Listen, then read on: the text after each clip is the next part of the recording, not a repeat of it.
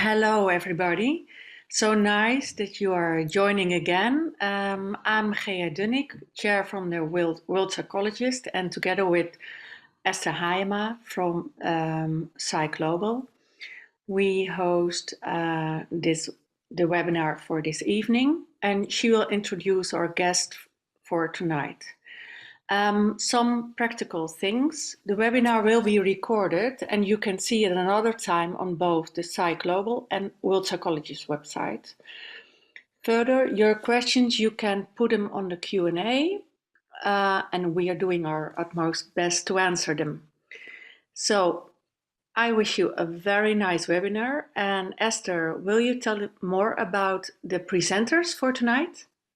Yes, tonight we have 3 experts with us, not only Luz, but also Arkady Radilov. He's originally from Ukraine and since 4 years a psychologist with the Jelinek, where you all work. And Jelinek is the Institute for Addiction and Treatment. And besides, he runs several support groups for Ukrainian refugees in Amsterdam right now. We have Sera Lortia. She's a psychologist and PhD student researching the relation between trauma and addiction. And then we have Luz Marchini.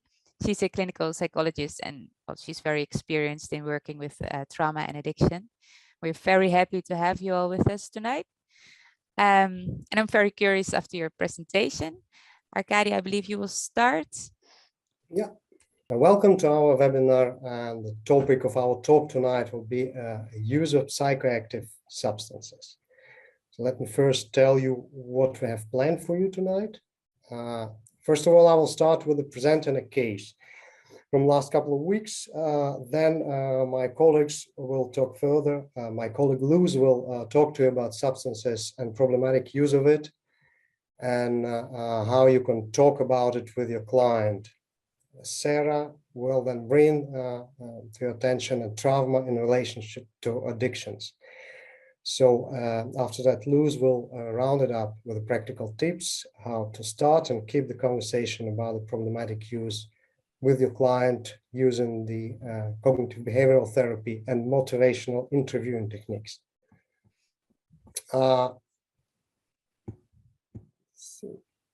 So between the blocks, we thought to answer your questions. So let's split the questions. You can ask questions in English in Q&As, and you can ask questions in Ukrainian or Russian via the chat. So I will be monitoring the chat.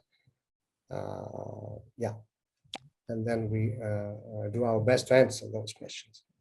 So I want to start talking about a few words about the case of Maria.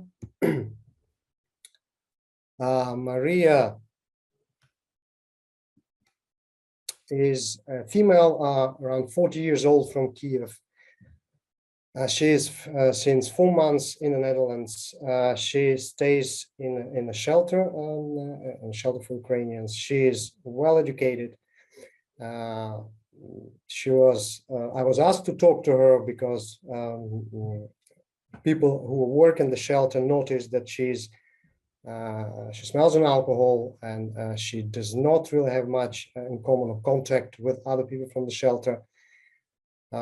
She would stay a lot in her room. In the night, they will hear some screams. She wouldn't be coming to have food with the rest of the people. So they were really worrying about her situation. So I tried to get in contact with her. First, she wasn't really open for a talk. So I had to try a couple of times. Finally, I was in this shelter in her room, talking to her about her situation. I noticed quite a few empty bottles from wine and beer around.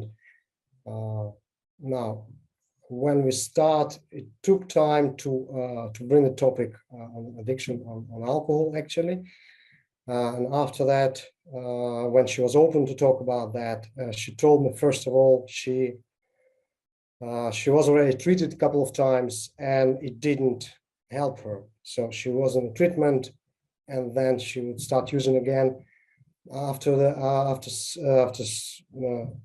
more questions, it appeared that she was a few times in the short detox programs. That was the only treatment available to her.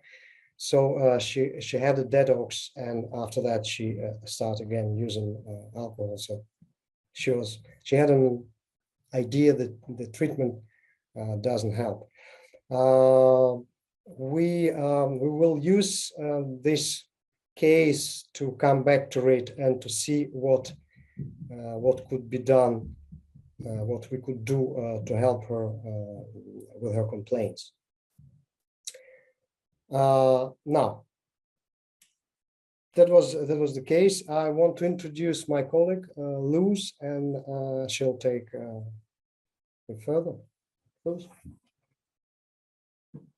Thank you, Arkady.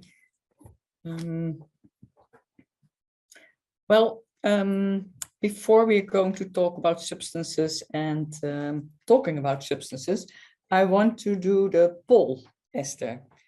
Can you introduce the poll? We have 6 questions, and we will ask you to answer them all, and then we have an idea of what we are going to do tonight, and also who are in the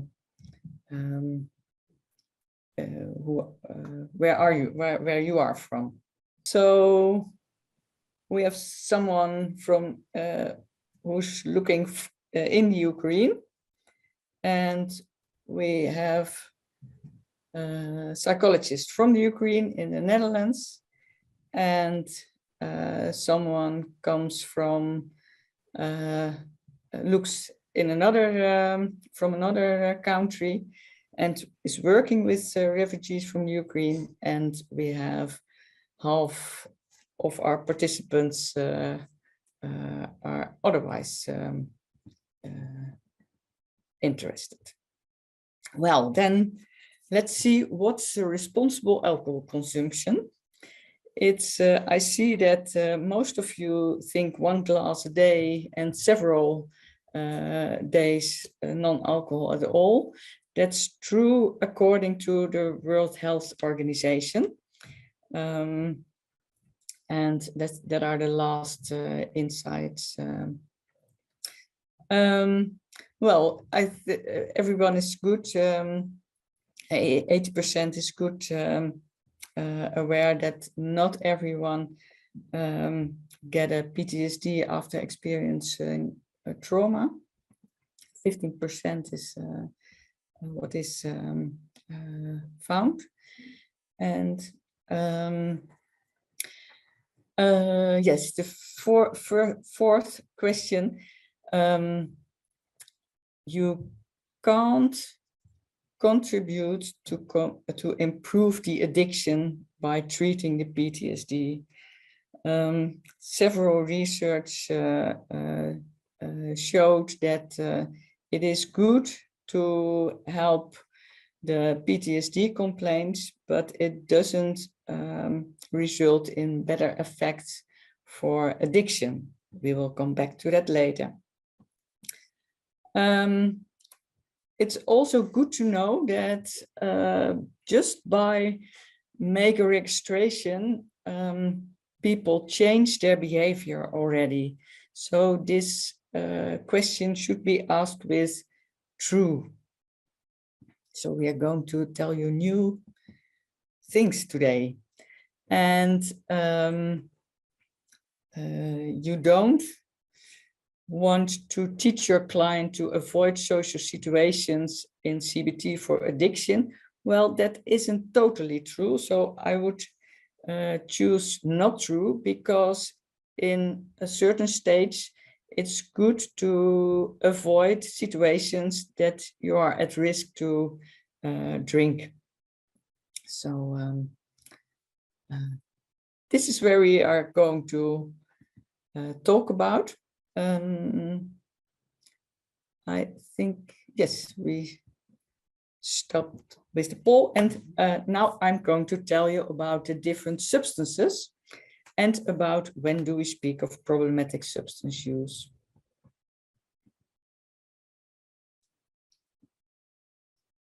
Yeah. Here we make a classification based on the main effects of the substance.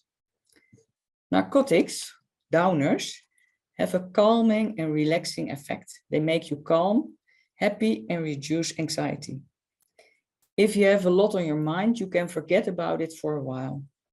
The physical effects include slowed heart rate and breathing, and your muscles relax and your senses start to work less well. Narcotics include alcohol, GHB, and sleeping pills. Stimulants or uppers provide more energy and more alertness. They also provide a stronger sense of self-confidence in many users. Everything in your body speeds up or goes up.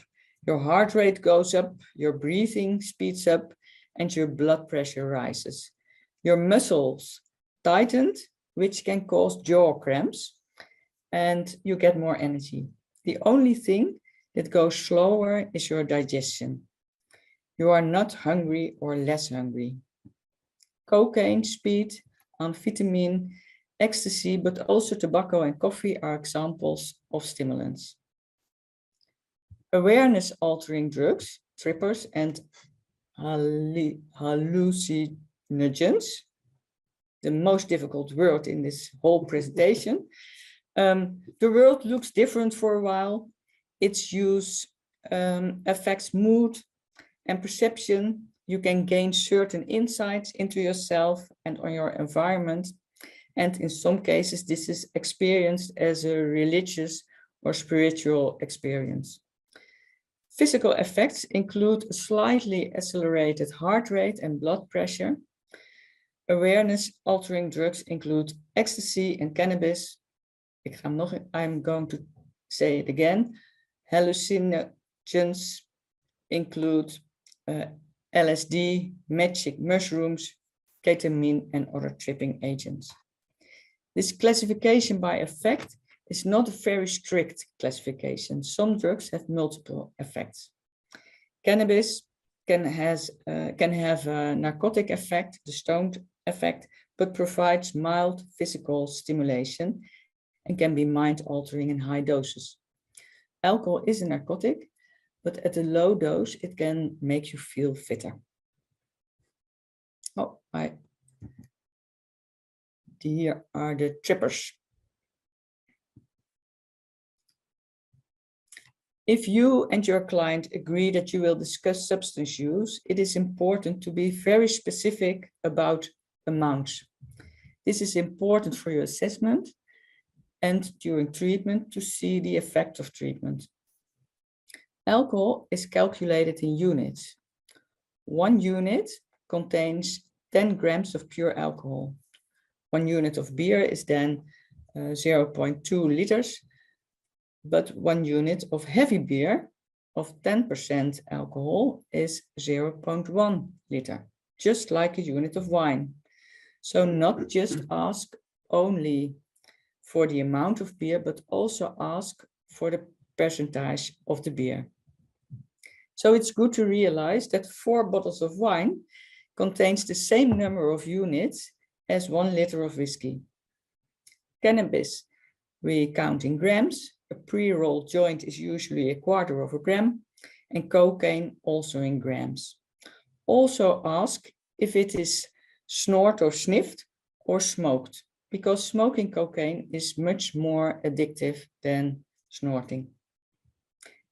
Prescribed opiates, for example, oxycodone, tramadol, morphine, and benzodiazepines, ask which drug and the dose. Always ask whether this is on a doctor's prescription and whether it is taken according to the prescription. There is the impression that there is an awful lot of drinking in the eastern of Europe. In this overview from the World Health Organization, you can see that the Ukraine falls in the same range as the Netherlands. Only Estonia, Lithuania, and Belarus fall in a higher range. The amount used is important in the assessment, but is not a criterion for determining whether someone has a disorder.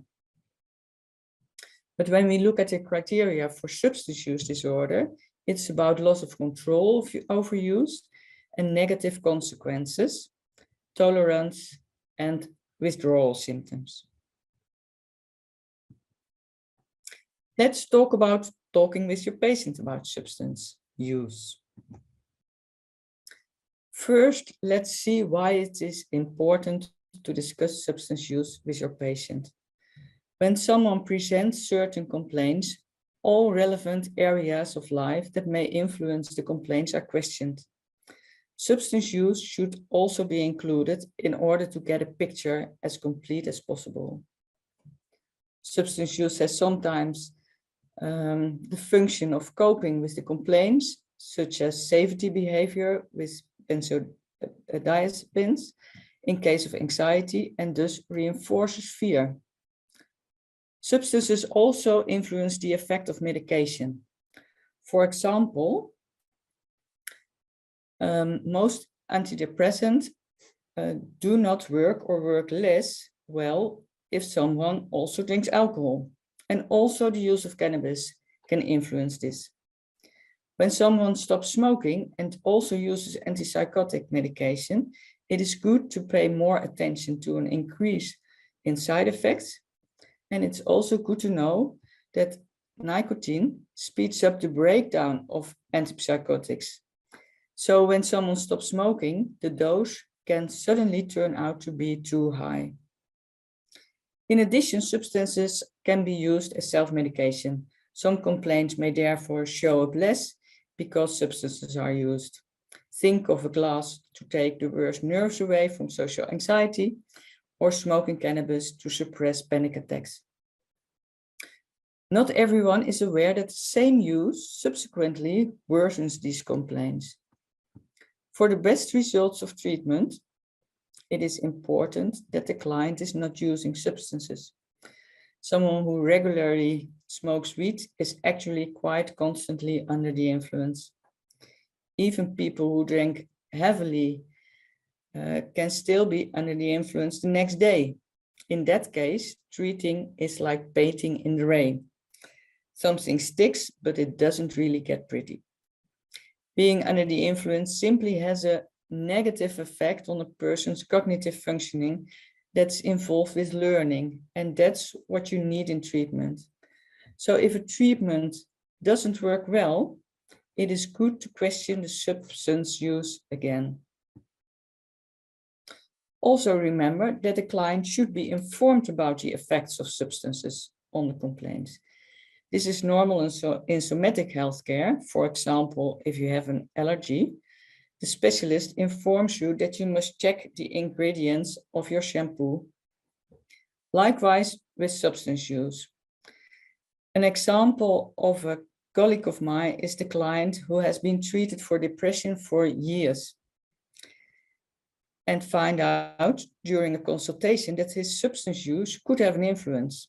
This was never discussed with him. He stops drinking alcohol and the depression decreases considerably. He files a complaint with the institution because his therapist have been negligent and failed to tell him that his alcohol consumption is affecting his depressive symptoms. This graph shows what can happen to depressive symptoms after 2 weeks of abstinence. 80% no longer met the criteria for depression. Similar results are found with alcohol and anxiety disorder. How to ask about substance use? Well, many people think that patients always lie about their substance use. People would always underreport. That isn't true. Research shows that people don't lie if they are convinced that what they say has no consequences.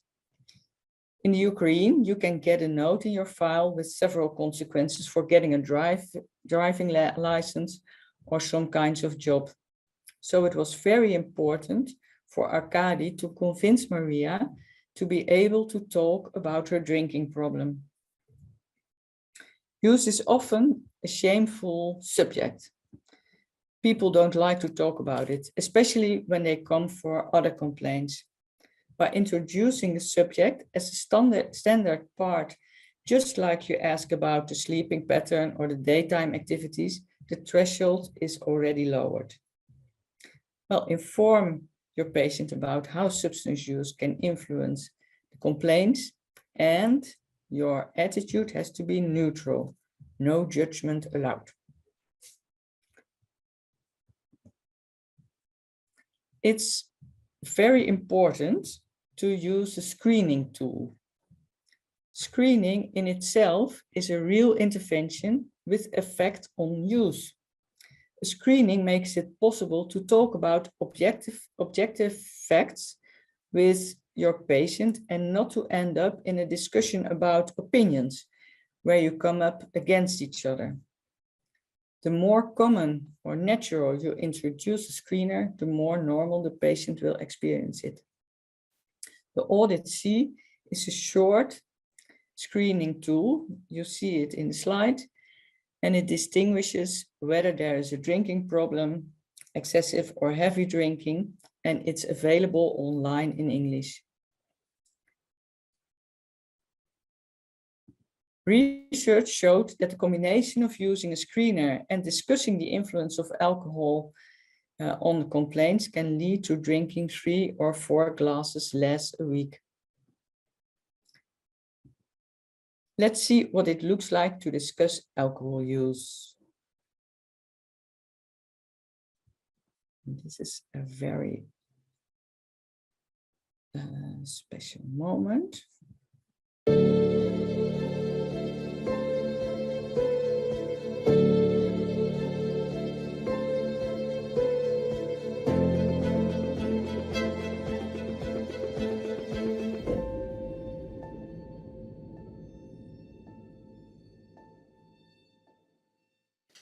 Nou, welkom Bart, goed dat je er bent.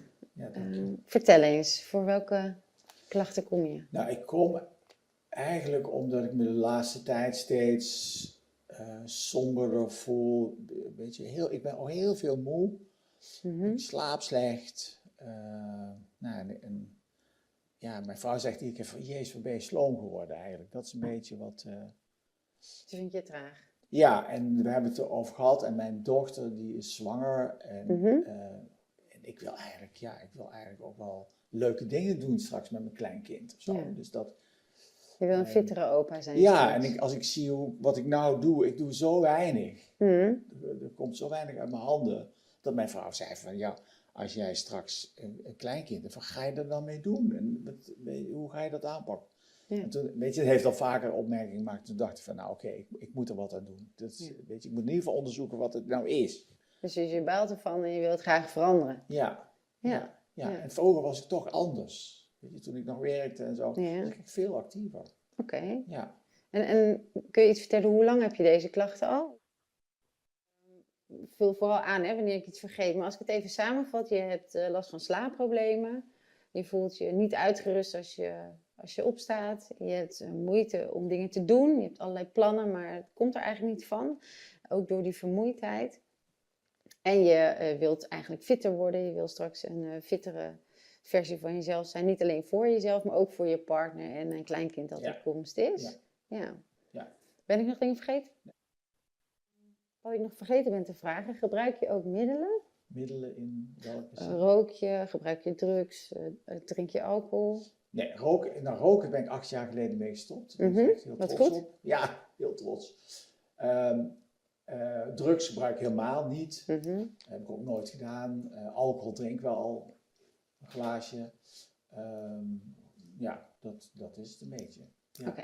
Oké. En die klachten die je noemt, hè? Ja. Daar kan alcohol ook op van invloed zijn. En vind je het goed om een korte vragenlijst in te vullen over je alcoholgebruik? Ja, prima. Ja? Ja. Heb ik deze. Dan kun je deze vraag lezen en een van deze hokjes aankruisen. Oké, ja. Ja. De eerste vraag, dat is dan hoe vaak drink je alcohol? Ja. Ja, oké. Nou ja, dan is het nummer 4. Dus ik drink eigenlijk elke dag wel wat. Mhm. Ja. En de tweede vraag is dan, van hoeveel drinkt u op een... Maar hoeveel drink je dan? Als ik nog even mag vragen, die eerste vraag. Elke dag drink ik wel wat, zeg je? Ja, dus, nou ja, ik drink denk ik, ja, wat zou ik drinken? Elke dag 4, 5 glazen of zo, wel. En het weekend wel meer, hè? Dus dat staat er ook, zo van hoe vaak drinkt u meer. Dat is in het weekend. Wat voor drank drink je? Ik drink altijd witte wijn. Je drinkt altijd witte wijn. Ja, dat vind ik En lekker. je zegt 4, 5 glazen. Hè? En, Ja. en hoe groot zijn die glazen? Gewone glazen, gewoon, van de IKEA. Oké. Want in 1 fles wijn, daar kun je 8 standaard eenheden uithalen. Daar meten we dan mee om het objectief te houden. Oh, Als je dat in je achterhoofd houdt, hoeveel drink je dan? nee, ik Hoeveel drink elke dag standaard? een fles wijn. Oké. Maar bij mij gaat er maar 4 glazen uit. Oh ja. Dus jouw maat is dan groter dan de standaard eenheid die wij hanteren. Oh. Hoe vind je dat? Hoeveel zei je dat er in de fles zat? 8. 8. Nou, dat vind ik wel heel veel. Ja. Je schrikt ervan. Nou ja, ik vraag me dan of dat klopt. Oké. Je moet er ook zelf ook een beetje om lachen. Ja, ik lach meer omdat het je verbaast. Oh, maar ja, ik oh. hoor het vaker ook van Ja, mensen. ja. Maar Oh. daarom hebben we dus standaard eenheden. Oh, oké. Ja, in het weekend drink ik echt wel meer. Mhm. Ja, dan wordt het wel richting de 2 flessen. Oké, dus in het weekend 2 flessen en door de week 1 Ja, fles mijn per vrouw dag. drinkt dan in het weekend ook wel een glaasje mee. Maar ja, die drinkt maar 1 of 2 glazen in zo'n heel weekend. Dus merendeel, dat drink ik dan. En het is dan een fles van 0,75. Het is ja, geen gewone liter. fles. Nee, gewoon fles wijn. Ja, Ja, nee, oké. nee, niet. Ik vind 8 al heel erg veel. Ja. Dan, als je het Dus zo je schrikt noemt. ervan. Ja. En kun je hem nog afmaken? Dan kunnen we samen naar kijken. Ja, dus hoeveel drinkt u op een gewone dag? Dan zit u, als jij het volgens mij zegt, dan zit je op tussen 7 en 9, dat is dan 8. En hoe vaak drinkt u meer dan? Dat is dan 2 keer, hè? Dus dat is dan op zaterdag en zondag, maar ook soms ook wel regelmatig ook op vrijdag. Dus 2 of 3 keer in de week die 2 flessen. Ja. Ja. Wat we namelijk weten uit onderzoek, is dat alcoholgebruik invloed heeft op heel veel psychische klachten die mensen hebben. En waarvoor ze zich dus ook hier aanmelden. En daarom wil ik met jou kijken, als je het goed vindt, wat jij ervan herkent. Oké. Ja? Kijk, dit is een lijstje met klachten die veel mensen ervaren wanneer ze fors alcohol gebruiken, zoals jij. Oh. Dus jij zegt van er is een verband tussen die alcoholgebruik dat ik doe en de klachten die ik heb. Mogelijk. Gezien de hoeveelheid die je drinkt, is er een grote kans dat je alcoholgebruik invloed heeft op hoe je je voelt en wat je doet op een dag. Nou, En, dat zei mijn vrouw, die zei dat ook al. mhm. Zo van, komt niet gewoon door de drank. Toen dacht ik, nee, ik vind drank heel erg lekker. Ja, wat Ja. we weten is eigenlijk dat wanneer mensen heel veel alcohol drinken, dan kunnen ze deze klachten hebben. Nou ja, daar herken ik En wel een aantal van. Wanneer we dat alcoholgebruik niet aanpakken, maar de klachten wel proberen te veranderen, heeft dat niet altijd succes. Oké. Hoe vind je het als ik dit zo aan je vertel? Nou ja, daar had ik niet, daar had ik natuurlijk helemaal niet op gerekend. Ja. Niet bij stilgestaan of zo. Ja. Het verbaast je, maar het geeft me ook een ingang om iets aan je klachten te doen, mogelijk. Dus jij vindt dat ik eigenlijk daar dan die alcohol ook aan moet pakken? Het is een eigen keuze die je hebt, maar ik denk dat het wel verstandig is dat we samen kijken naar wat het je mogelijk kan opleveren. Oké. Hoe lijkt je dat? Nou ja, want daar was ik niet van uitgegaan toen ik hier kwam. Ja. Ja. Oké. Want wat herken je? Wat op het Nou ja, ik lijstje herken staat? natuurlijk wel een aantal dingen. Hè. Die vermoeidheid Mhm. herken ik. Ik herken somberheid, geen zin om dingen te ondernemen. Ja. Terugtrekken uit sociaal contact, slaapprobleem, echt best wel veel. Ja, die prikkelbaarheid, mijn vrouw vindt mij prikkelbaarder. Maar ik vind zelf dat dat wel meevalt. Maar mijn vrouw vindt dat wel. Dat Dus ik je herkent sneller... veel van de dingen die daar Wel, ja, best veel. Ja. Ja. Ja. Vind je het goed dat we er eens één uitpikken? Dus dat ik je bijvoorbeeld iets uitleg over alcohol en die slaapproblemen? Zeker. Ja. Want we weten dat wanneer je alcohol drinkt, heel veel mensen die nemen dat omdat ze zeggen, ik heb moeite met inslapen. En als ik drink, dan slaap ik iets gemakkelijker in. En dat klopt ook. Ja. Maar vervolgens, op de langere termijn, verstoort alcohol eigenlijk je slaappatroon. Het maakt dat je sneller wakker wordt tussendoor en dat je niet goed van je remslaap kunt profiteren, waardoor je eigenlijk vermoeid wakker wordt. Is dat herkenbaar voor jou? Ja, maar weet je, kijk, ik heb wel eens een dag dat ik niet kan drinken, omdat ik een onderzoek heb in het ziekenhuis of wat dan ook. Maar dan slaap ik helemaal niet. Weet je, dan kan ik niet slapen, dan kom ik niet in slaap. Dus die alcohol helpt me echt om in slaap te komen. Ja, dus dat inslapen, dat herken je. Ja. Maar je wist niet dat het ook de kwaliteit van je slaap wel langdurig kan verslechteren. Nee, dat alcohol, ik zag het altijd als een soort slaapmutsje of zo. Hè? Dus dat Ja, veel mensen met jou. Ja. Maar als ik dan niet zou drinken, wat dan? We zien meestal dat wanneer mensen minimaal 6 weken gestopt zijn met drinken, dat er heel veel klachten opklaren. Maar er zijn ook mensen waarbij dat niet gebeurt. Dus eigenlijk weten we het niet van tevoren. We kunnen niks met zekerheid zeggen. Maar we weten wel dat ongeveer 80% minder psychische klachten ervaart dan voorheen. En als ik dit zo zeg, wat doet dat dan met jouw wens om eventueel je alcoholgebruik aan te pakken?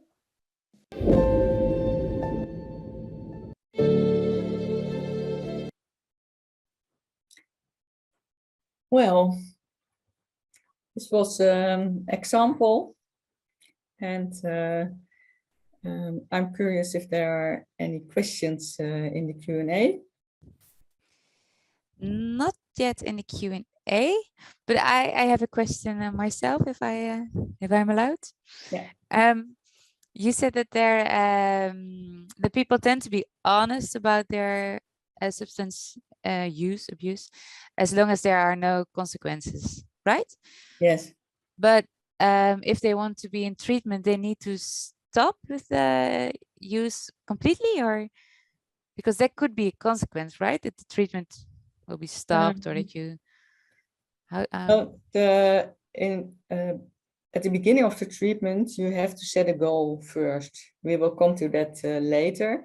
And when people come for an assessment, they don't have to commit yet.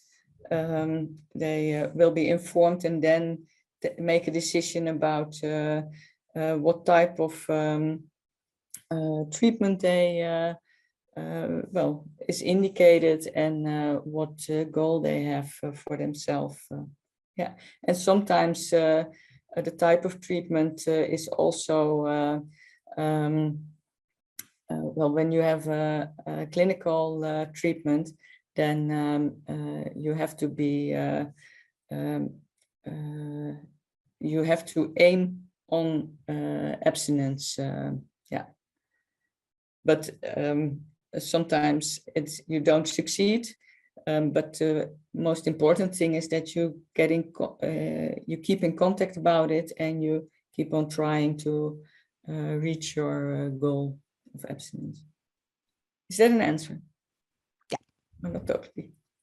Yeah. Okay. And there is one other question in the Q&A. What is about 1 glass of wine per day? Is it good for your health? Yes, that's a question that's always coming back. There are things, and I'm not, I don't know, maybe Svera or Arkady knows that there are some things that are good for your health, but there are also and much more things that 1 glass is not good for. I think the chance to get cancer is higher, and that makes that when you take both in account, that we come to the conclusion that it's not healthy. And the World Health Organization came to the conclusion. It's not my my decision to personal. No, Yeah. it's not. Okay. Yeah.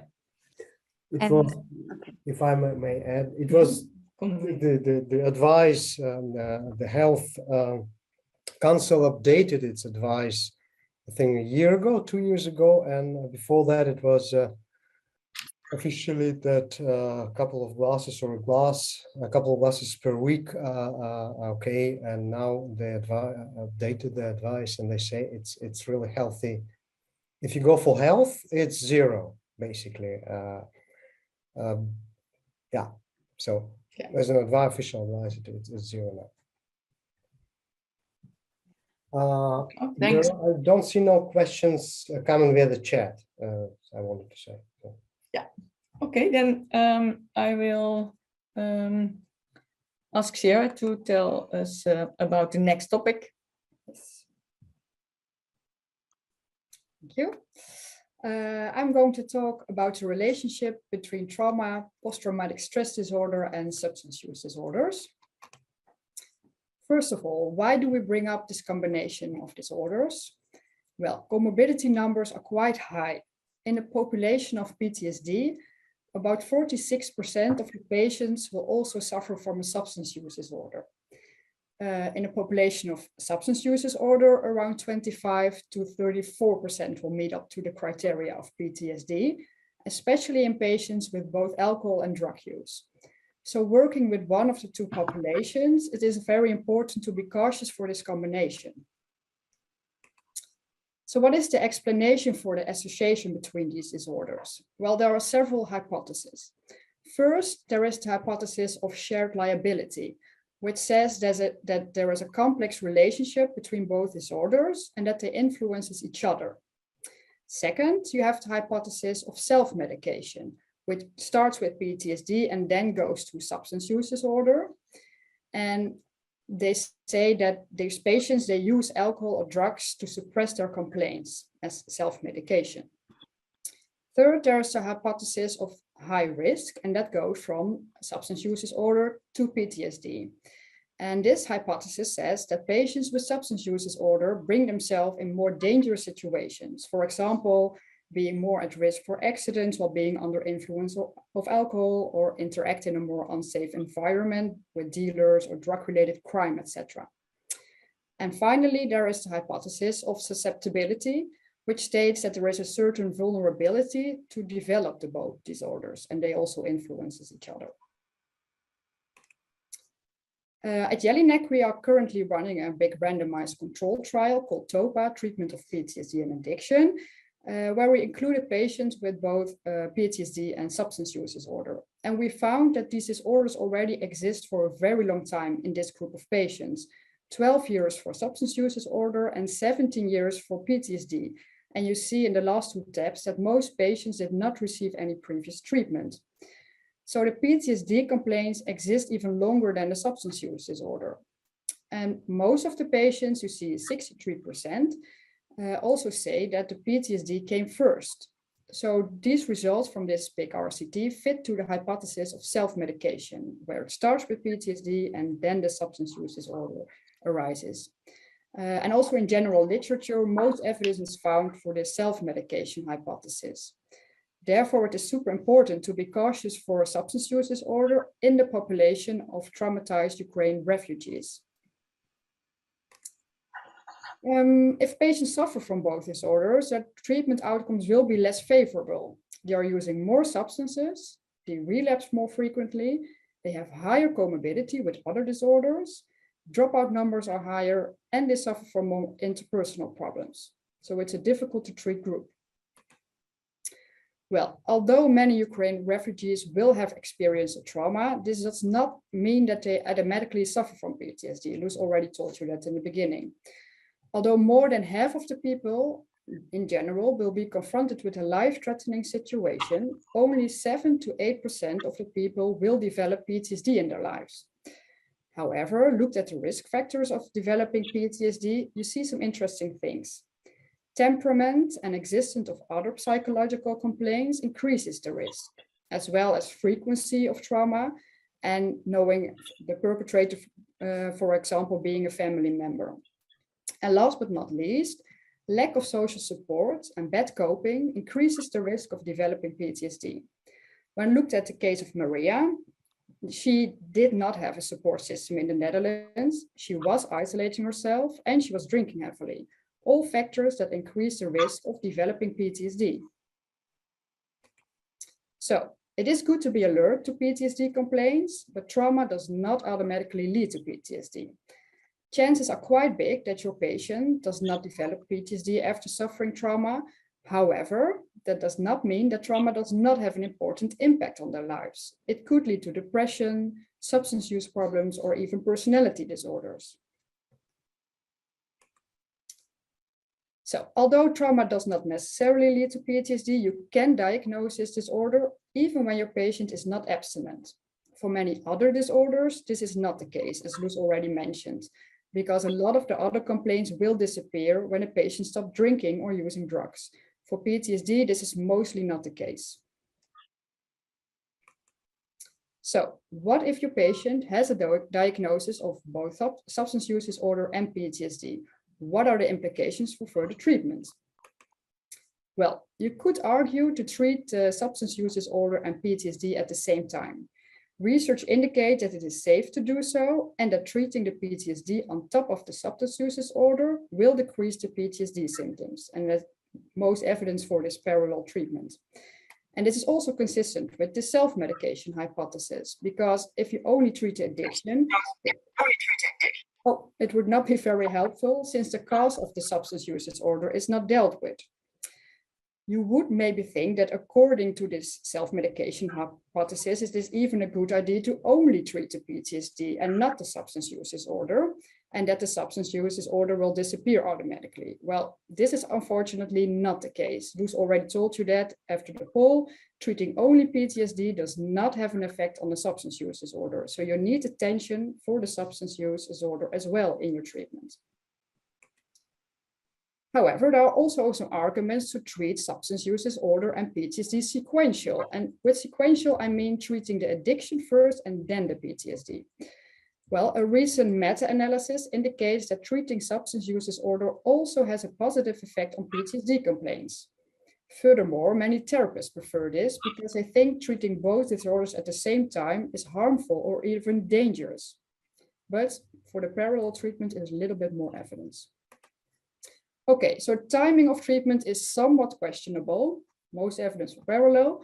What about the type of treatment? Prolonged exposure and EMDR are treatments for PTSD according to the Dutch guidelines.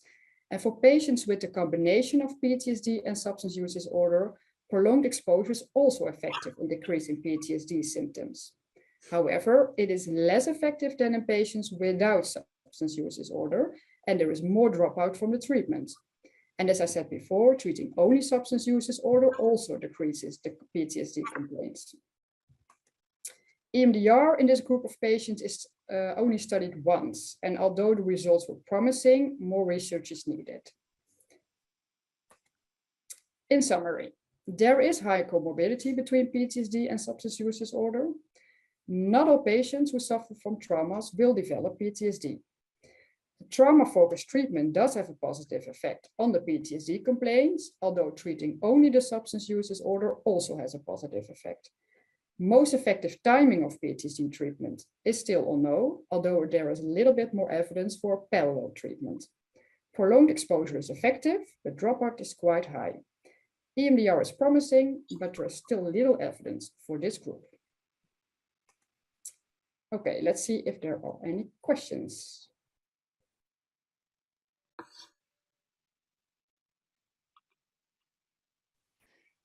There was a question from Maxime.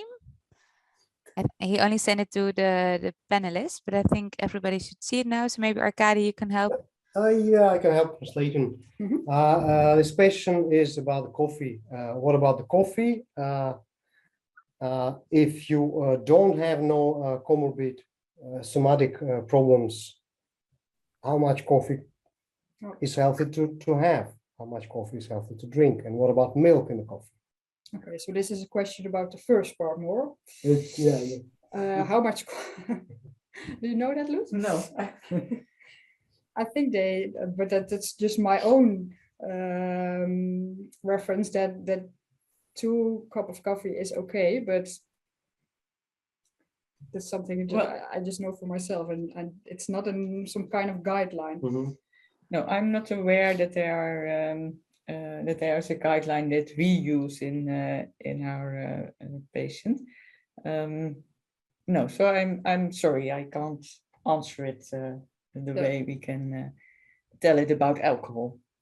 Well, we do address drinking coffee and also drinking like, how do you call it, like Red Bull and types of drinks like that. And if somebody, of course, drinks like 8 cups of coffee a day, then you need to also include it in your treatment. But it's not a goal per se, like they have to quit drinking coffee or something like that. Yeah. We have coffee machines in this building. Yeah. And maybe if somebody has sleeping problems, then of course it can be quite smart to stop drinking coffee for a couple of weeks and see what happens. That's never a bad idea, of course. Yeah.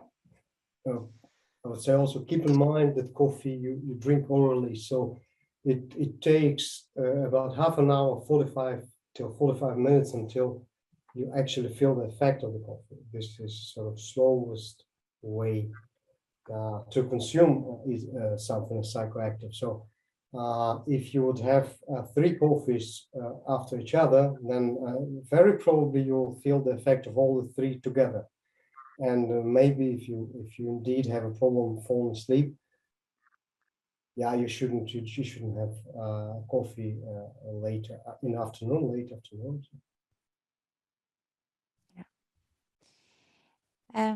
Thank you. And Sarah, one more question about diagnosing PTSD when people are have an addiction as well. How do you properly diagnose it when people are like lower in their complaints and maybe they don't have any like flashbacks or other PTSD effects? You mean how do you diagnose PTSD? Yeah, if there is a severe addiction as well. Yeah, we use the CAPS, the clinical administered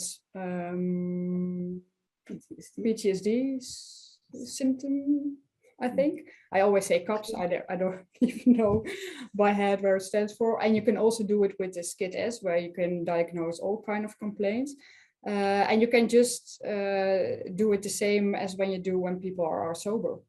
The only thing is when people are heavily under influence, of course, it's very difficult to have a conversation. Then you cannot surely set a diagnosis. But when people are using alcohol or drugs, you can administer the CAPS. Yeah.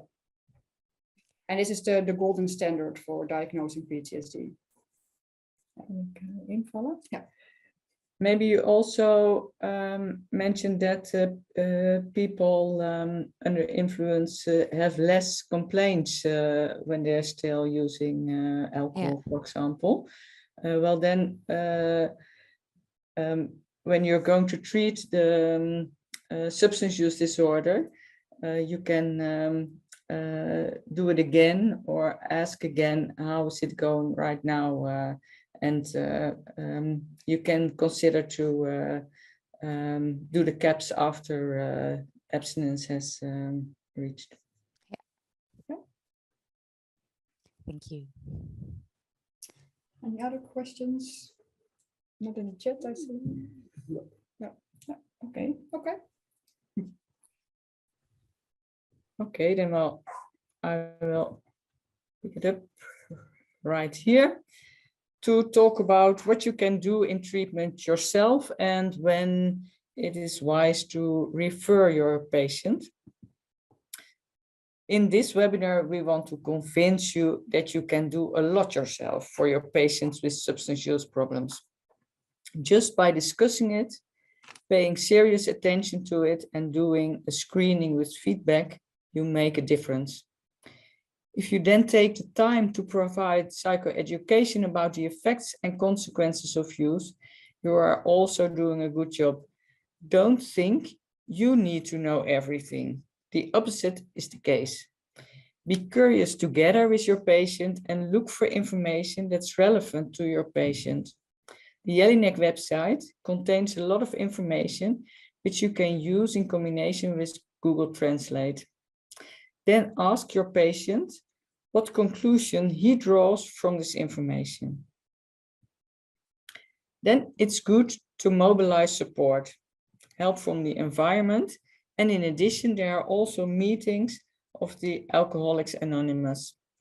On the internet, we found 2 weekly meetings in Kiev and also an English meeting online. In the Netherlands, Arkady has put it in the chat. In the Netherlands, there are online self-help module. We didn't find this in the Ukraine, but if you have any tips for meetings or self-help, please put them in the chat or let us know. If your treatment is not successful, it's good to consider referring your patient, and in doubt, you can always call the number of the Jelinek Adviesline and discuss it.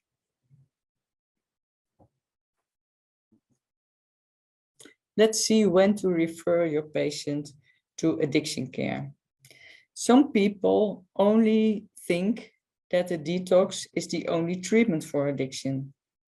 In addition, they think that if they are locked up without substances, their addiction should be solved. Maria was also convinced that it worked that way. Arkady had to take time to explain there were more options for her for treatment. A detox is not a treatment at all. In such a short time, someone doesn't get tools to change their behavior, and behavior that's conditioned by regular repetition. A detox aims to detoxify as safely as possible. Someone who consumes large amounts of alcohol every day shouldn't stop using it at once, because that's dangerous. If people can and are allowed to do without a detox, a reduction of 10% each day will be the maximum to fade out the alcohol consumption. During a detox, this can be supported by medication and it can be better monitored. Also, for example, GHB. If patients have to take it every few hours, they shouldn't stop taking it at once. Also, then a detox is important. So what's the treatment? Cognitive behavioral therapy is a treatment that's well researched, and also the 12-step model underlying Alcoholics Anonymous provides treatments that are well researched. We will go further into the CBT in a moment. Addiction care can also be supported by the pharmacotherapy that's provided. That's another reason to refer your patient. And in the Netherlands, many addiction care institutions can provide more intensive treatment if necessary. Cognitive behavioral therapy is an effective treatment that's well described. Here you can see that various manuals have been published in Dutch and online there are also manuals in English available. We couldn't find any in Ukraine or Russian.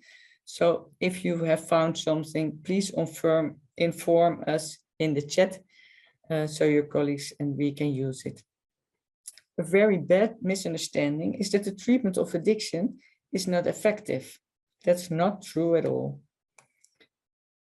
The treatment results are comparable to treatments for depression and anxiety disorder. 50% recover well, and in about 3/4, you see an improvement. And relapse rates are comparable as well. If you apply CBT, it's important to use motivational interviewing techniques. So let's look at that first. The introduction to motivational interviewing is given by William Miller, one of the authors of the book that Arkady found out to be translated in Russian.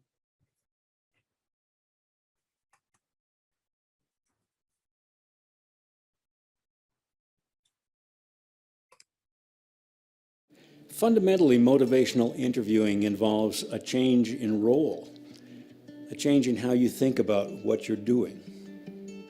You're not the expert there to fix the person. You don't have to make the person change. The truth is, in fact, that you can't make a person change. You don't have to be the one to come up with all the good ideas. A person with really good ideas is sitting across from you and may have better ideas than you do.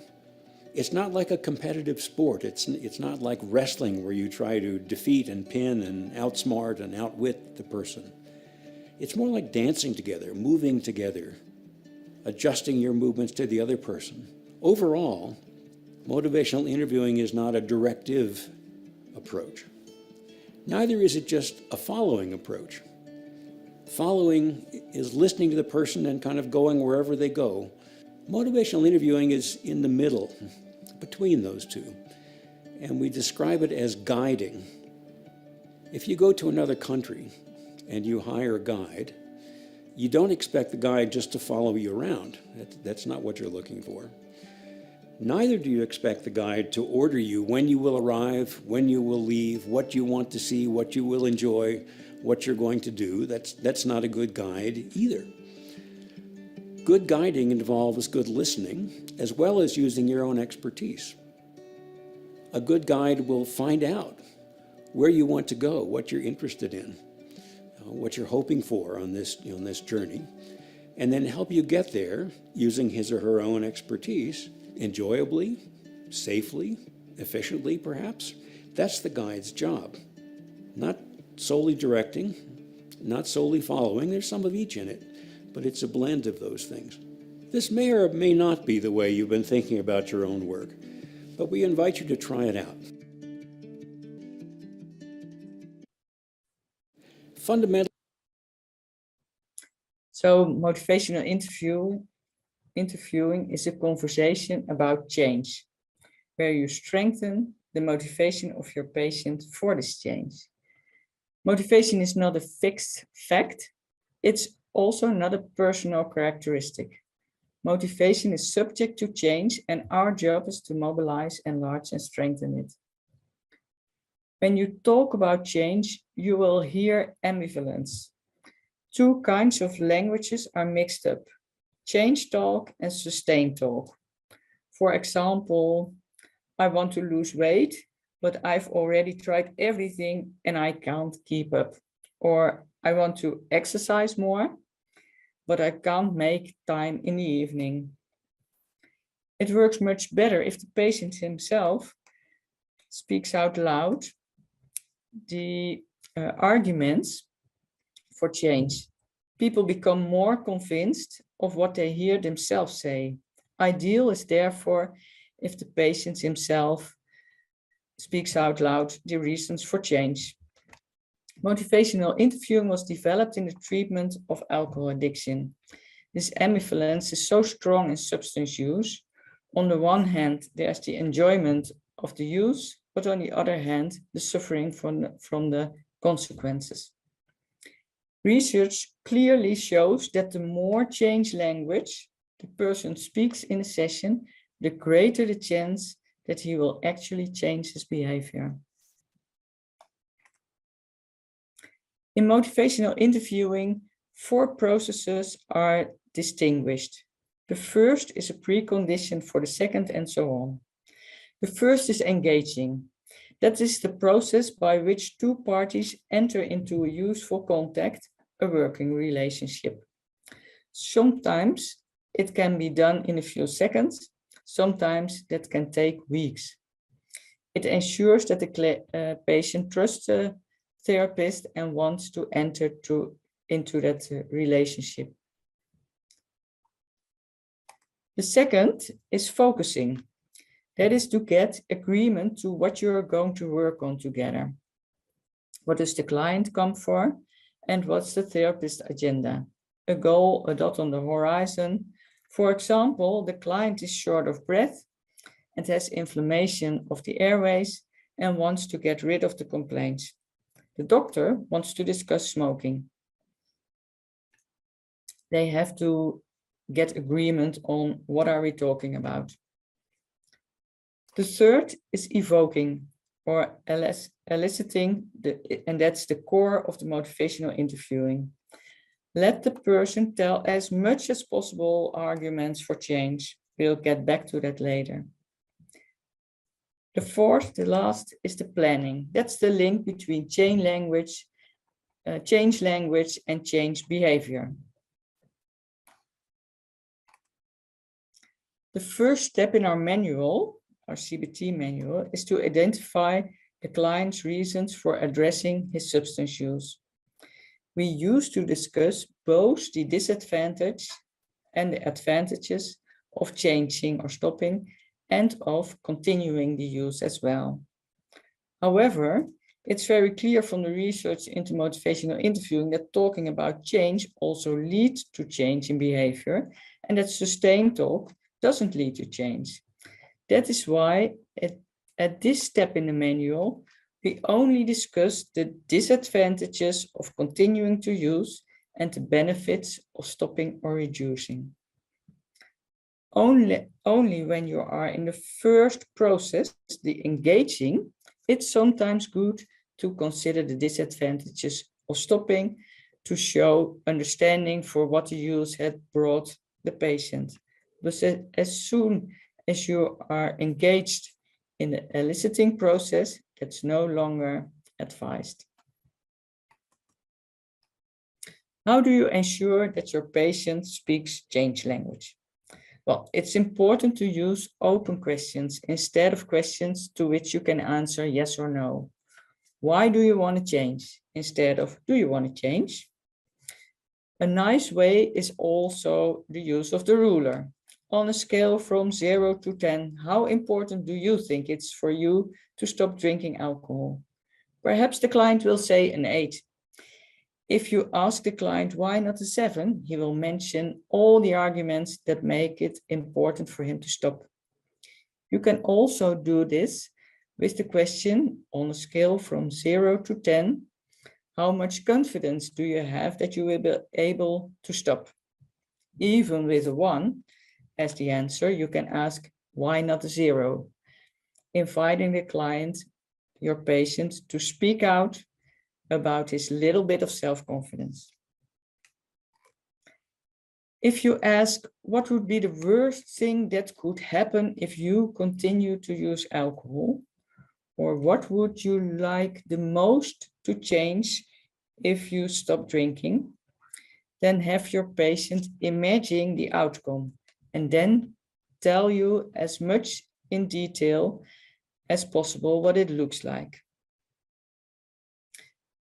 The question to ask is when you want to go to the last process, the planning to change, is the key question. If you hear yourself saying all this, what is your conclusion about your desire to change your drinking? You heard Lynette this question saying a few times. Change talk.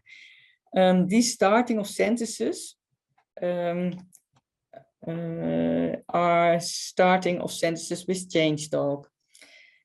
You can recognize them, and sometimes all you have to do is say, tell me more about it, and then you're a good motivational interviewer.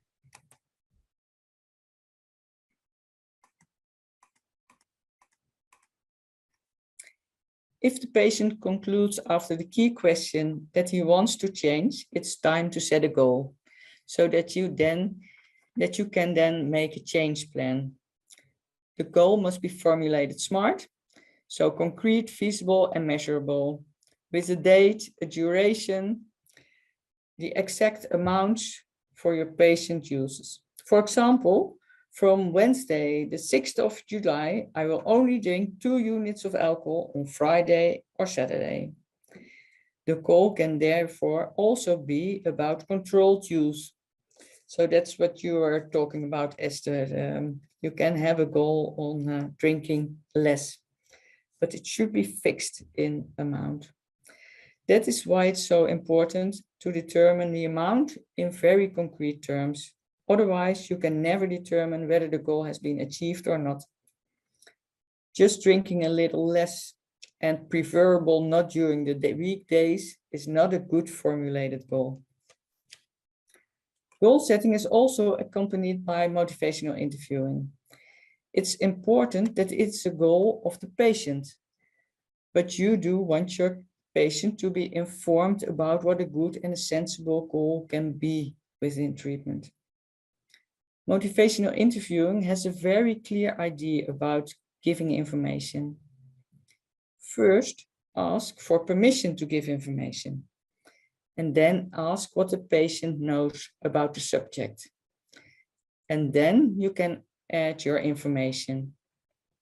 And you can finish again with a key question. If you hear this information, what does it mean for your goal you want to set regarding your alcohol use?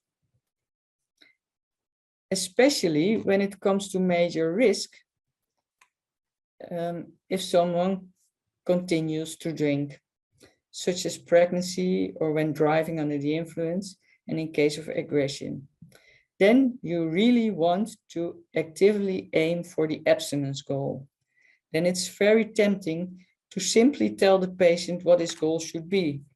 But the more it is the client's own goal, the greater the chance that it will succeed. So remember that you can also set a goal for a very short period of time and then evaluate together. This is much easier for the patient to oversee and therefore also more feasible. If you say, let's start with 1 week, well, then you know that you will have to get back to motivate the patient after 1 week to continue the abstinence for a next limited period of time. If your patient wants to learn drink in a controlled way, it is important to first target a period of abstinence. The abstinence goal is much easier to achieve because as soon as someone uses some substances, his control over his behavior diminishes, and then it's hard to stop after just 1 or 2 drinks. Now we have already discussed 2 parts of the cognitive behavioral therapy manual: motivating for behavioral change and the change plan.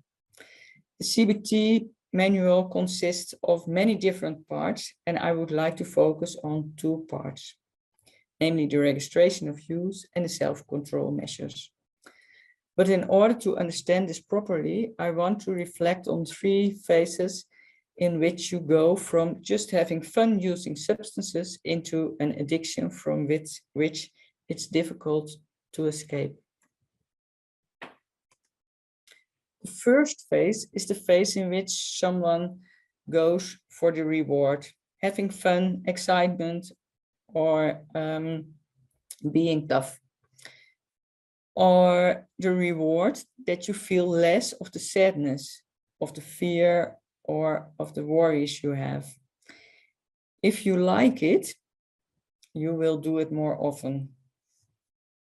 The second phase, there are some negative consequences of the use of alcohol, for example. Sometimes they are just limited to an awful craving at the moments or in situations that you are used to use before. And what can you do the best?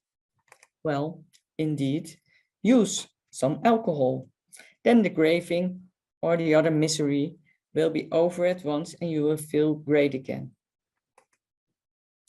And after a while, you have used so many times that you developed a strong habit or behavior pattern, like a path you can't deviate from.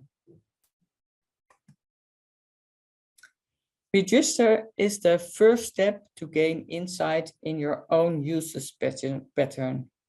It's good to know that just make a registration of your substance use is an intervention in itself that already results in a significant change in the amount of use. Trying to register your drinks can be such a confrontation that it helps to decide not to drink that beer. To get a good idea of your use, it is important that you make a registration of one particular moment and analyze it. When, at what time, where were you exactly, who were with you, what were you doing? Maria started right away yesterday when she woke up at 10 a.m. and had a huge hangover with leftover beer. she found. She was in her room and alone, and she was in bed and did nothing. She had intrusions about the trauma and thoughts about not being able to make anything of her life. And physically, she felt broken. Emotionally, she felt anxious and sad. The behavior was drinking beer, with the result that she experienced less hangover and could go over her worries for a while.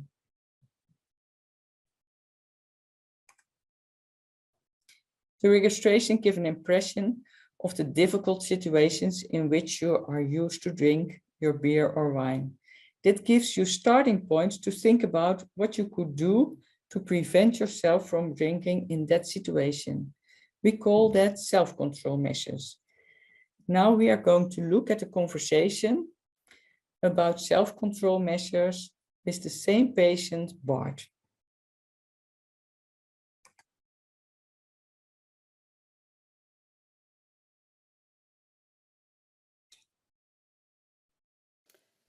Oké, Bart, welkom weer. Mhm. We zijn inmiddels in sessie 3 van jouw behandeling. De vorige keer hebben we samen jouw doel vastgesteld.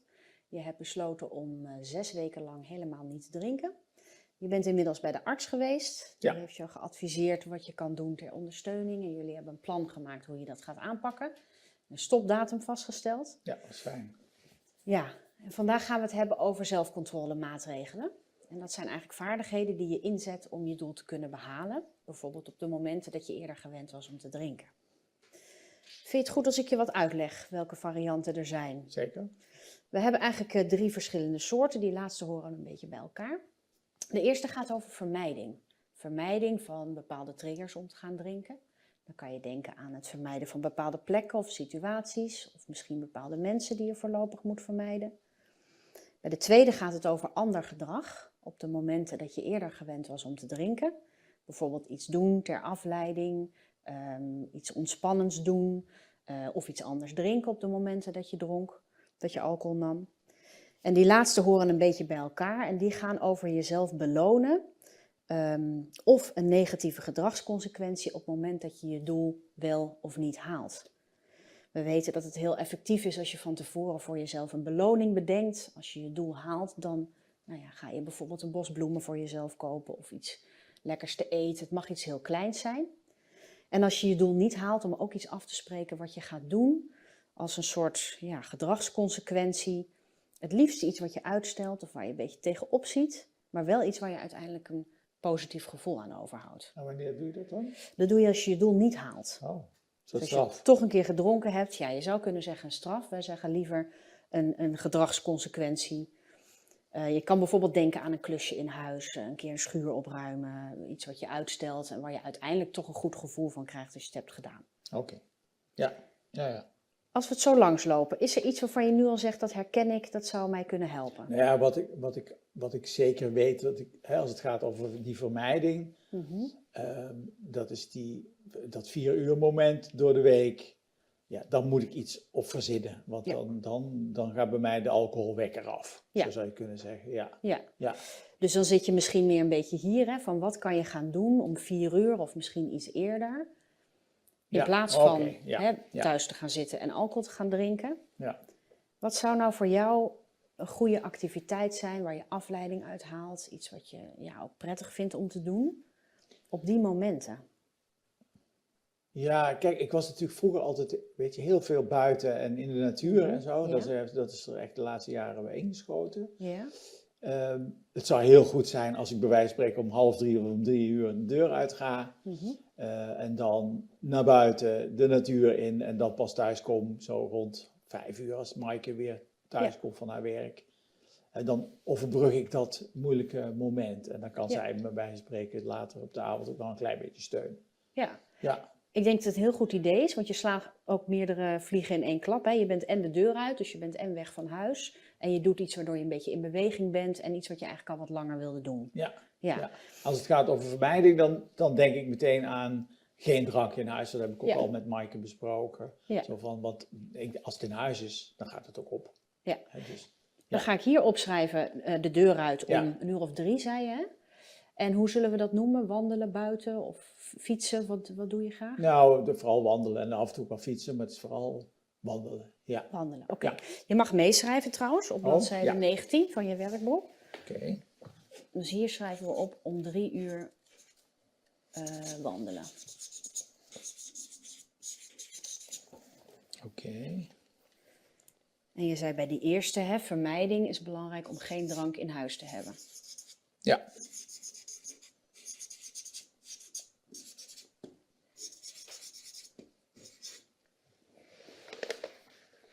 Dan gaan we even naar die laatste 2. Is er iets wat je zou kunnen doen om jezelf te belonen?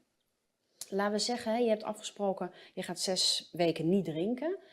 Om bijvoorbeeld 1 keer per week een moment te kiezen om te zeggen, hé, als ik het gehaald heb en een week niet heb gedronken, dan beloon ik mezelf. Het mag iets heel kleins zijn. Een bos bloemen voor jezelf kopen, naar de bioscoop met Maaike, iets voor jezelf te eten halen, wat jij heel lekker vindt. Wat je anders... Nou ja, wat ik wel lekker vind, ik zat te bedenken, denk je, zo van, goh, voorheen, vroeger had ik regelmatig vissen, maar Mike houdt zo niet zo van vis. En dus om dan, als het me lukt om een week niet te drinken, om dan gewoon voor mezelf een lekkere vis te halen. Zo. Ja, oké, goed Ja. idee. En Ja. kan je een moment vinden in de week wanneer dat geschikt Nou ja, bij is? ons is op vrijdag altijd de markt en zo. Oké, ja. En om dan vrijdag naar de markt te gaan en dan een vis te halen. Heel goed idee. Ja. Ja, dan heb je ook meteen weer een uitstapje. Hè? Ja, Je bent dan dat is ook al- weg. Ja, alleen is de markt op 's ochtends. Oké, dan, hè. oké. Ja. Dus als je vrijdag een week niet gedronken hebt, je doel hebt gehaald, dan ga jij een visje eten. Ja. Oké. Oh, dat staat hier. Ja.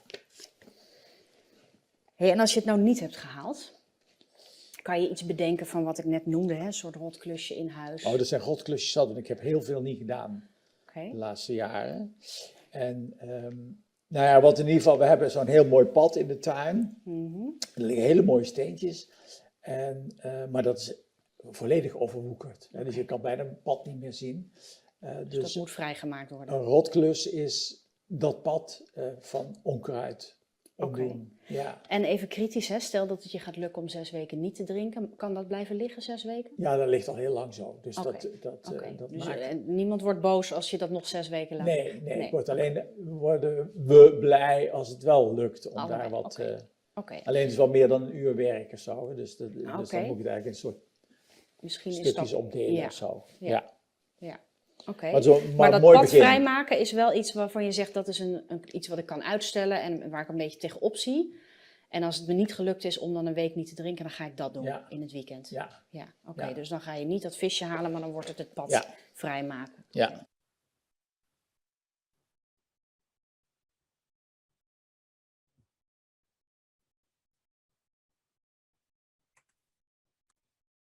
Okay. Well, Esther has actually already explained it. There are 3 types of self-control measures. For Maria, avoiding of being alone is important because then her intrusions are less and those are triggers for her. So in the treatment, it is important to look for a kind of daily activity so she isn't that much alone. Maria is a musician, and an important thing to do is to practice again and look for options to play with other musicians. But she should also not go near the liquor store and not go to the supermarket alone, and certainly avoid the corridors with drinks because they make her craving. She also has to avoid the other refugees who drink, and that is quite a challenge that she has to think about, because on Friday evenings it is a tradition that people drink together. Other behavior is about not going out drinking together, but for example, taking an evening walk and getting an ice cream at the corner. The third form is about consequences, rewards and annoying chores. Many patients find it childish to reward himself. So Maria will also have to be convinced that rewarding the new behavior really works. For example, after 3 days without alcohol, choose something from the giveaway market. Chores that you can think of are helping with cleaning the shelter, or helping with cooking, or cleaning your own room, looking after the children or fellow residents. It's important that the chore is satisfying and thus keep you from feeling guilty about your use. Let's see what you can do in therapy with possible PTSD symptoms. Of course, it's good to focus on that too, but realize what Sarah told. First, see if there's really a PTSD. How does it react on the substance use disorder treatment? And be carefully that adding the PTSD treatment doesn't make her drop out from the treatment of the substance use disorder. But with a full-blown PTSD, it's worth to treat it right with a trauma-focused treatment, not because we think it will help her for an alcohol problem, but for a PTSD, it is a good idea. Well then, we came to the end of our presentation. Are there other questions? Yes, thank you very much. Very interesting to see the videos as well. I thought there were some more questions. There was one about, yeah, this is a psychologist who says that she is advising patients to not drink before or after the therapy session. Yeah. Is it something you would suggest as well? That's what we always start with the intention to be abstinent at all. But if you don't succeed, then indeed 24 hours before and 24 hours after the therapy session, we ask our patient to be sober. Yeah. PTSD session, yes, yeah. That's important. Yeah, the trauma-focused PTSD session. Yeah. And the other sessions not? Isn't well, of course, but for the PTSD sessions, you must realize that it's really working hard, and there's happening a lot in the head to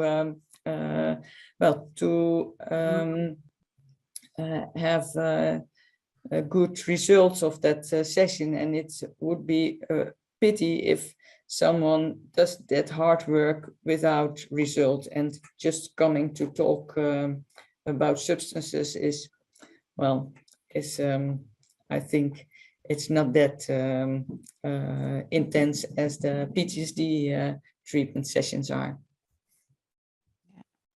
okay. And Luz, I was wondering, when you showed this this case of Maria, and that she has to avoid being alone, but on the other hand, she has to avoid being with drinking company as well. Yes. And I can imagine that it happens more often, especially with displaced people, that they are trying to be together and have some relaxation or alcohol use. What would you suggest in those cases? Yes, I think it's quite complicated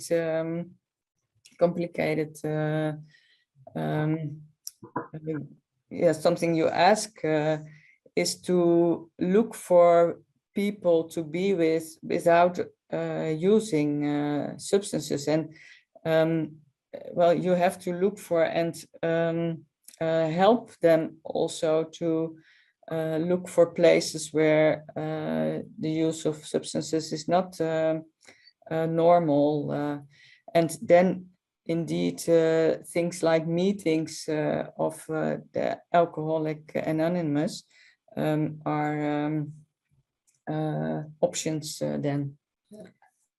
And I also think opening up to the environment is very important for that, because maybe if Maria asks the other people there to not drink in her company or do something else, drink a cup of tea, then they might say, yes, of course we can help you, and then you have the social support and you don't have to avoid social contact. Yeah. So, opening up to your environment is also quite important for that. Yeah.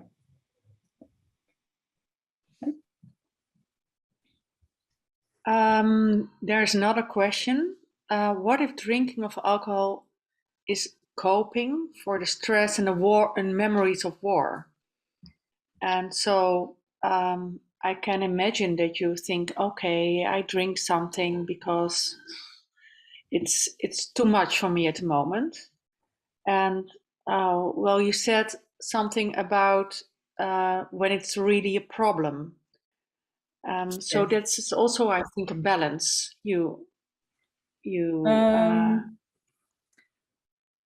Well, no, I don't think. I think the use of alcohol is a kind of coping that is not helping, and the balance is very quick in the bad way, because how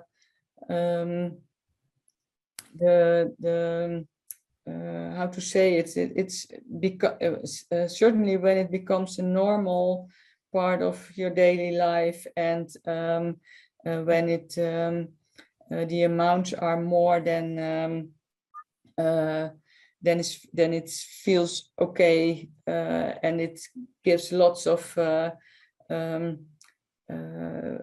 bad feelings the day after, then next day is also a more difficult day. So I think the balance is very quick going to not a good idea. Yeah. Okay. And Arkady will.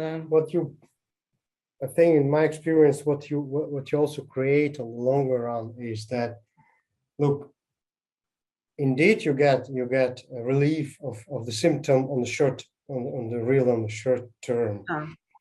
But in the meantime, you're working, basically actively working on creating a new problem, an extra problem. And so the question is actually, do you need this extra problem 2 months later, let's say, or half a year later? You know,